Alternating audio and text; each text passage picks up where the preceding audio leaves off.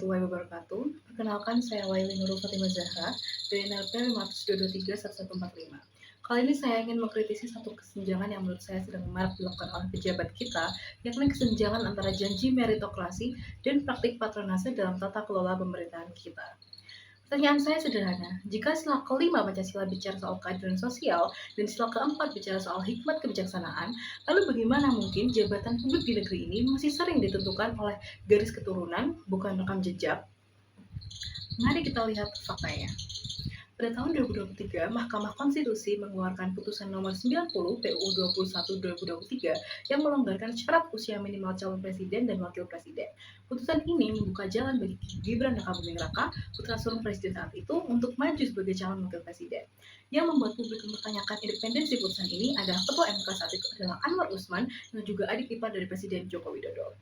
Sebenarnya ini bukan kasus yang jarang terjadi. Direktur Eksekutif Lingkar Madani Indonesia mencatat bahwa sejak 2013, setidaknya 16 daerah di Indonesia yang menjalani praktik dinasti politik berakhir dengan kasus korupsi yang ditangani KPK. Salah satu contohnya adalah Kabupaten Probolinggo, di mana kekuasaan diwariskan dari suami ke istri selama lebih dari 18 tahun, sebelum sang istri akhirnya ditangkap KPK atas dugaan jual beli jabatan. Disinilah kesenjangan Pancasila terlihat sangat jelas. Sila keempat menekankan musyawarah berdasarkan hikmat kebijaksanaan, bukan kedekatan kekerabatan.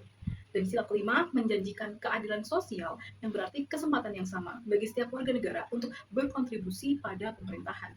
Tapi ketika jabatan strategis itu lebih mudah diakses lewat hubungan darah daripada lewat kompetensi, maka prinsip kesempatan yang sama berhenti menjadi kenyataan dan hanya menjadi slogan di buku pelajaran. Bagi generasi kita, Gen Z, ini bukan isu yang abstrak. Kita tumbuh dengan akses informasi yang luas, kita bisa membandingkan data, melacak rekam jejak pejabat publik dalam hitungan menit, lewat sosial media, lewat ponsel. Tapi ironisnya, transparansi digital yang kita miliki ini justru membuat pola patronase semakin gampang terlihat. Dan tidak otomatis membuatnya berhenti, kan? Bagi saya, ini bukan soal membenci tokoh tertentu. Saya percaya bahwa regenerasi kepemimpinan itu sah dan perlu sekali. Tapi regenerasi yang sehat seharusnya dibuktikan lewat kompetensi yang teruji secara terbuka, bukan lewat privilege yang kebetulan lahir dari nama keluarga. Solusi yang saya usulkan adalah penerapan merit system berbasis assessment center, independen untuk pengisian jabatan-jabatan strategis, di mana siapapun termasuk keluarga pejabat wajib melalui uji kompetensi terbuka yang hasilnya bisa dilihat dan diaudit oleh publik dan masyarakat. Sebagai mahasiswa, peran kita sederhana tapi nyata. Terus mengawasi dan mempertanyakan, bukan diam karena masa isu ini terlalu jauh dari kehidupan kita. Karena kalau generasi muda berhenti kritis, maka hal-hal seperti ini akan terus dianggap normal.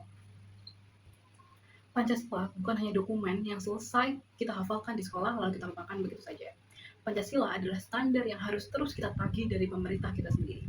Meritokrasi yang dijanjikan harus berhenti menjadi jargon kampanye saja seperti omong-omong dan mulai menjadi praktik yang bisa kita lihat dan ukur untuk kebaikan pemerintahan kita sendiri. Terima kasih, itulah sekian dari saya. Semoga bermanfaat dan salam Pancasila.